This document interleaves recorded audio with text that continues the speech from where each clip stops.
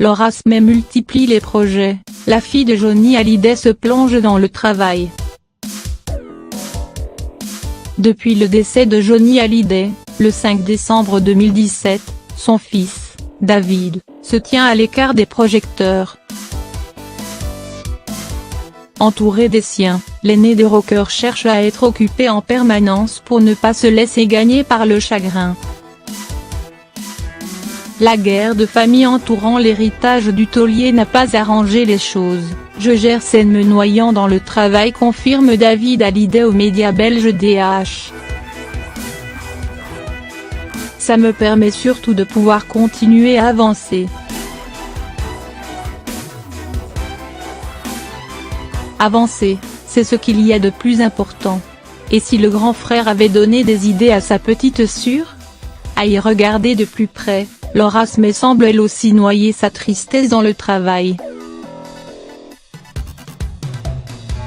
Alors qu'elle vient tout juste de boucler la réalisation de son tout premier court-métrage, Thomas, la cinéaste a récemment publié sur Instagram une photo sur laquelle apparaissent un stylo et un carnet. Écrire long métrage était-il indiqué en commentaire du cliché.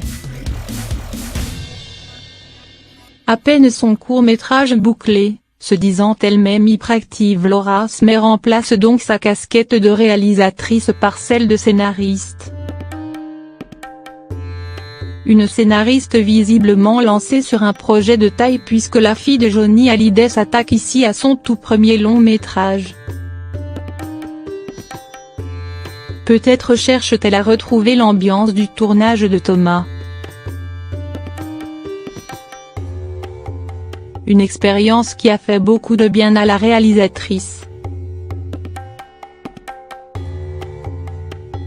Cette bienveillance qui a entouré le projet m'a permis de relever la tête, confie-t-elle ainsi au magazine Elle.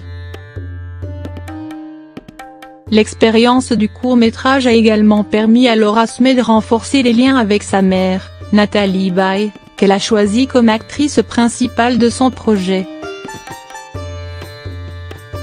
Si ce premier tournage l'a aidé à survivre au décès de son père, peut-être que le prochain lui permettra de ne pas se laisser happer par la guerre sans merci qui fait actuellement rage autour de l'héritage du rocker.